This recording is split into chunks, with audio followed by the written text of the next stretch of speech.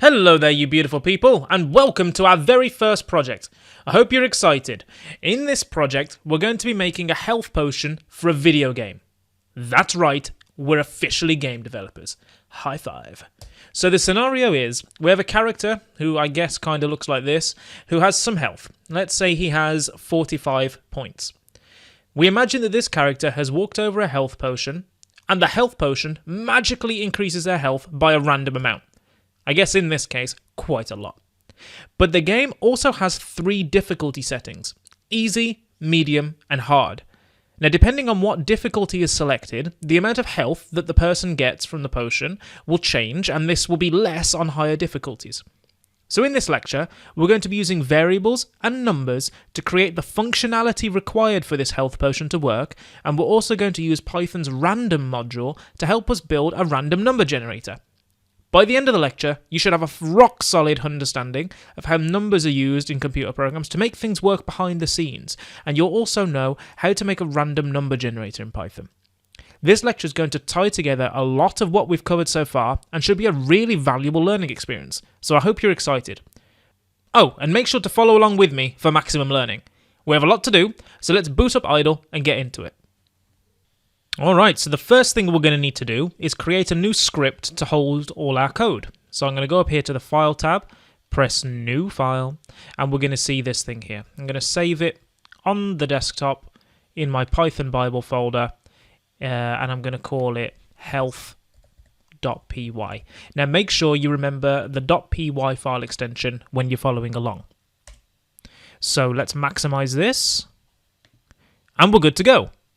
Right, now that we've done that, the first thing we're going to want to do is give our character some health. Health is a rather complicated topic conceptually, as I'm sure doctors will tell you, so we need to think of a way that we can represent health in a simple enough way that a computer can understand it. I know, we can use a number.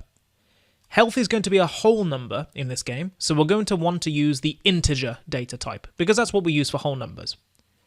We'll obviously want to store the player's health somewhere and refer to it and update it later. So for this, we're going to need to create a variable called health, and we'll need to give it a certain value. Let's say the player's health starts at 50. Here's a micro challenge for you to test what you really learned in the last section. I want you to pause this video and create a variable called health and give it the value of 50. Go ahead and pause this video now, create the variable called health, and then unpause the video to see if we did it the same way. So how'd you get on? Did you manage it? The way that I do it is I'd type health equals 50. Now if you got the same as me, then congratulations! You're well on your way to understanding variables and numbers in practice, which is brilliant. So now what we've done is, we've managed to create a representation of the player's health using a variable called health. The value that health has starts at 50, but this number's going to change as the player gains health from our potion. Now our potion is going to give the player a random amount of health. The amount of health it's going to give them is going to be a random number between 25 and 50. Now we don't really want to create the code required to generate a random number from scratch, which I understand is quite a complicated task. The good thing is, we don't need to. Python has a built-in module that we can use, called the random module, which can generate random numbers for us. The way that we use Python libraries is to import them.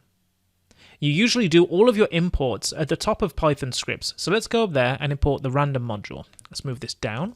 All we've got to do is type import, which you can see goes yellow, and then the name of the module.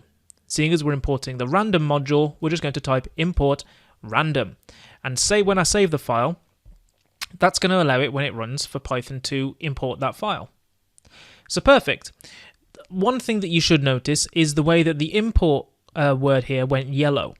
This is Idle's helpful way of showing us that import is an important word in Python, or a keyword, and this colour highlighting can be useful when checking for spelling mistakes. So let's say, for example, I forgot the R, and I put import. You can tell that now that it's gone black, which would let me know that potentially I've made a problem, instead of because I was expecting it to be yellow. So let's have a look at the Python random module and what it makes available to us. One way to do this is we can open up the Help tab inside of Idle, and click on this Python docs link, or you can press the F1 key on your keyboard for a shortcut. Either way, we're going to see a window that looks something like this pop up, and this contains all the Python documentation.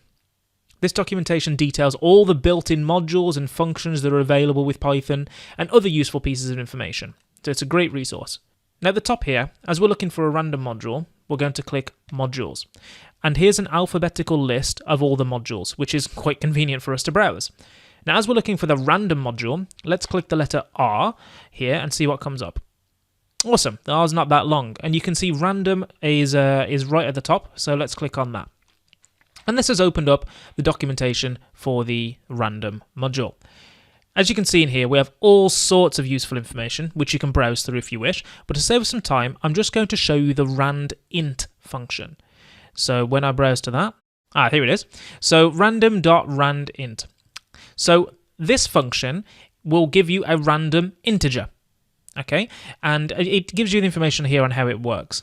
It's going to return a random integer, what they're going to call n, such that n is between a and b, but it can be equal to both of them. So it's probably a bit easier if I show you what this is in practice. Let me just show you how this works. So let's head over to the shell. Where's the shell? Let's type it in here, don't I? Let's open up the shell. This is different to our script, by the way. This is just the raw Python shell. If I type import random, okay, that's worked, that's fine, we haven't got any error. Now I want the randint function. So for that to work, I have to type the module name, then a full stop or a period, and then the function that I want to use.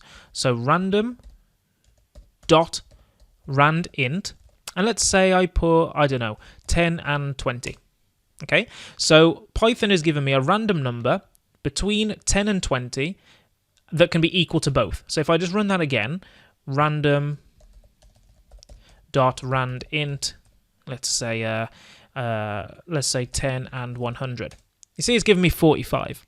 So basically, this is just going to be, and if I type that again, 56, 54. By the way, this is a useful time to mention. On the shell, if you want to just repeat a command, put your cursor here, hit the enter key, and it will copy and paste it to the next line. But as you can see, it's giving us a random number between 10 and 100. So that's quite useful. Now, if you remember, I said that we wanted the health potion to generate a random health value between 25 and 50. And store that in another variable. So here's another micro challenge for you. I want you to create, on another line here, to create a variable called potion health and set that equal to a random number between 25 and 50 using the random module's randint function. So pause this video now and go ahead and try to use the randint function to create a variable called potion health that is between 25 and 50. How'd you get on? Did you manage it? Well, here's how I would do it. I would type on this line, I'd type potion underscore health because, well, first of all, we can't have a space in our variable names. And this is the convention for how you name your stuff, all lowercase with underscores for spaces. And I'd assign that a value, a random value between 25 and 50. So to do that, I need the random.randint function. And to have it between 25 and 50, I give this 25, 50. So if you got that, then perfect. But if it was a bit hazy and a bit difficult to understand what happened, just feel free to rewind the last few minutes to make sure that you have a decent understanding of how modules work in Python. Just as a quick overview of how it works, we've imported the random module, and which you can see is the same here. And inside the random module, there are loads of functions, one of which is called randint. So, I mean, we're going to cover functions much later in the course, but I just want you to understand kind of what's going on.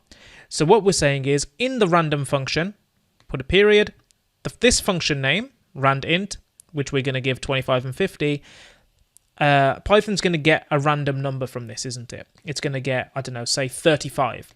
Once it's got 35, it's going to stick that value in the box that we've called potion health. So if you understand more or less what I'm talking about, then brilliant. I'm not expecting you to understand the ins and outs of this, but if that kind of makes conceptual sense, then that's brilliant. We've now got a certain amount of health that the potion is going to give our character that we can refer to later on. Phew, I think that's a good time for a break, don't you?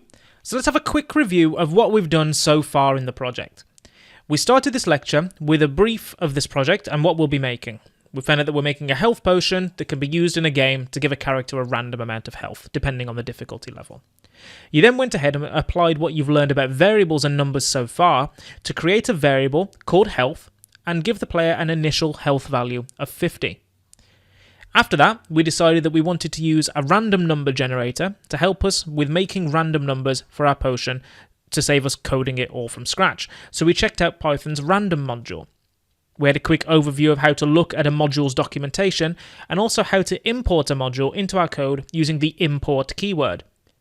All we had to do was type import and then the module name, which in this case was random.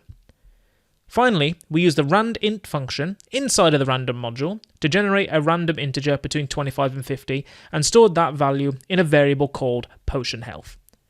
I mean, we covered quite a lot in this lecture, and I'm really proud of how far you've come in such a short space of time.